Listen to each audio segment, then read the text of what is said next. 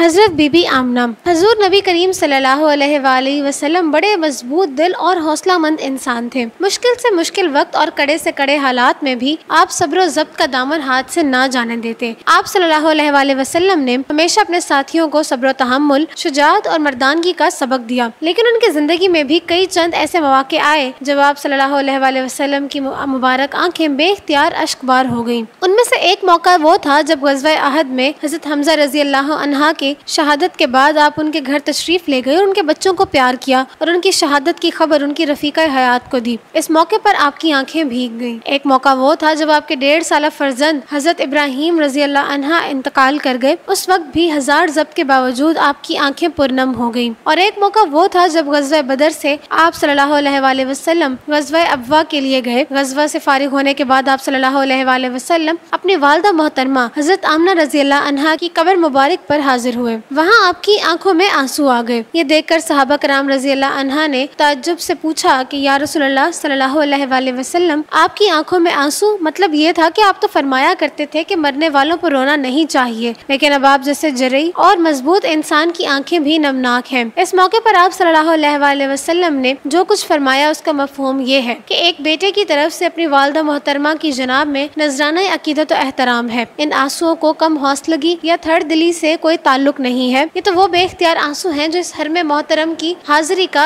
खराजे अकीदत है। ये माँ के उन कदमों में जिनके नीचे जन्नत होती है, गुलहाय अकीदत के तौर पर आंसुओं का गुलदस्ता है। सरकार दो आलम सल्लल्लाहु अलैहि वसल्लम ने हजरत आमना रज़ी अल्लाह अन्हा के बत्न अक़दस से जन्म लिया और उनकी आगोश में परवान चढ़े। इस लिहाज से बीबी आमना रज़ी अल्लाह अन्हा तमाम आलम की ख़वातीन में एक मुमताज मुकाम रखती हैं। खातमुल अंबिया को जन्म देने वाली और पालने का शर्फ आपके हिस्से में आया। बीबी आमना रज़ी अल्लाह अन्हा का ताल्लुक अरब के मुअज़्ज़ज़ तरीन कबीले बनु कुरैश से था। आपके वालिद वहब बिन अब्दुल मनाफ बिन कलाब थे और वालदा बरात बिन अब्दुल अज़ा बिन कलाब थी। आप निहायत परहेजगार और पाकबाज खातून थी। आपका निकाह अब्दुल मुत्तलिब के प्यारे बेटे हज़रत अब्दुल्ला से हुआ। निकाह के कुछ अरसे बाद हज़रत अब्दुल्ला तिजारत के लिए शाम को रवाना हुए। वहाँ पहुँचकर आप बीमार हो गए और बीमारी की हालत में वापस आ रहे थे कि यसरब से गुजरते हुए वालिद की ननिहाल में ठहर गए और वही वफात पाई। हज़रत आमना रज़ी अल्लाह अन्हा ने शादी के कुछ ही अरसे बाद इस आलम में बेवगी का सदमा उठाया। इमामुल अंबिया सल्लल्लाहु अलैहि वसल्लम उनके बत्ने मुतहर में परवरिश पा रहे थे। 20 अप्रैल 571 हिजरी बरोज पीर सुबह के वक्त अल्लाह ताला ने हज़रत आमना को वो बेटा अता किया जिसे आगे चलकर तमाम आलम की फलाह का जिम्मेदारी उठानी थी। हज़रत अब्दुल मुत्तलिब ने पोते की खुशी में कुर्बानी के लिए ऊँट ज़बह किए और सारे अरब में गरीबों को खाना खिलाया। इस मौके पर कबाइल के बड़े बड़े सरदारों ने बच्चे को देखा और हज़रत अब्दुल मुत्तलिब को मुबारकबाद दी। इस मौके पर आपके दादा अब्दुल मुत्तलिब ने बच्चे का नाम मोहम्मद सल्लल्लाहु अलैहि वसल्लम यानी बहुत तारीफ किया गया रखा।